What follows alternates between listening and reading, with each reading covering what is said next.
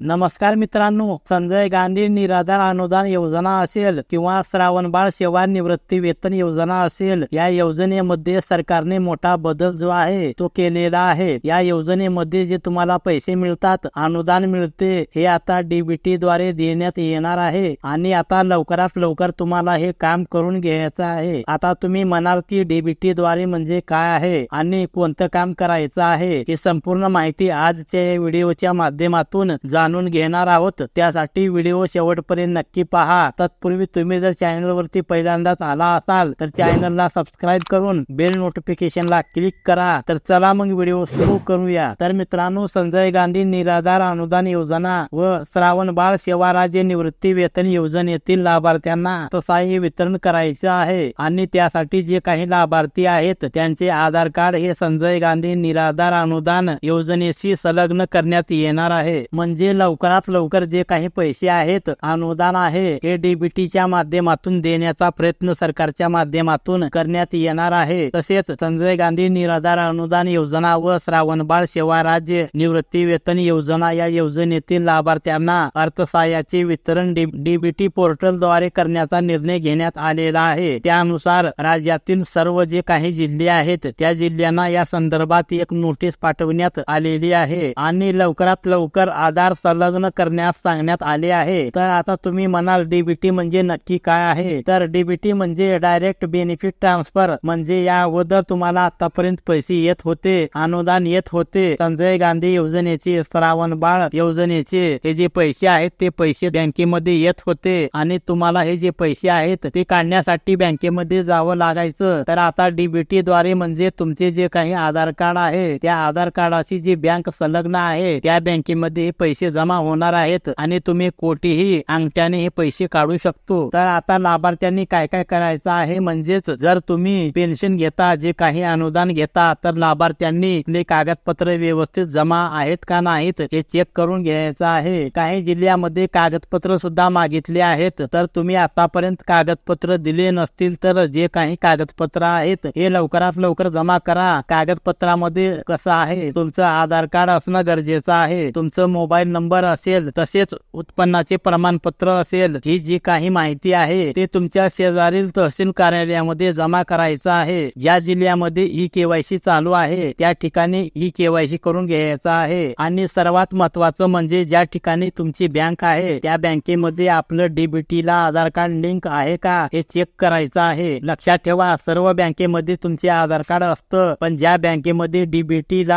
आधार card link असेल त्याच बँकेमध्ये पैसे मिळणार आहेत। म्हणून लक्षात ठेवा, एखाद्या बँकेमध्ये जाऊन तिथे विचारणा करा की आमच्या खात्याला एनपीसीआय ला आधार कार्ड लिंक आहे का। ज्या बँकेमध्ये डीबीटी आधार कार्डला लिंक असेल तिथेच तुम्हाला जे काही पैसे आहेत ते जमा होतील। तर अशा प्रकारे हा महत्वपूर्ण व्हिडिओ होता, ज्याची माहिती आपणास नक्की उपयोगी पडेल अशी आशा करतो। तर पुन्हा भेटूया नवीन माहितीसह, नवीन अपडेटसह। धन्यवाद। जय हिंद, जय महाराष्ट्र।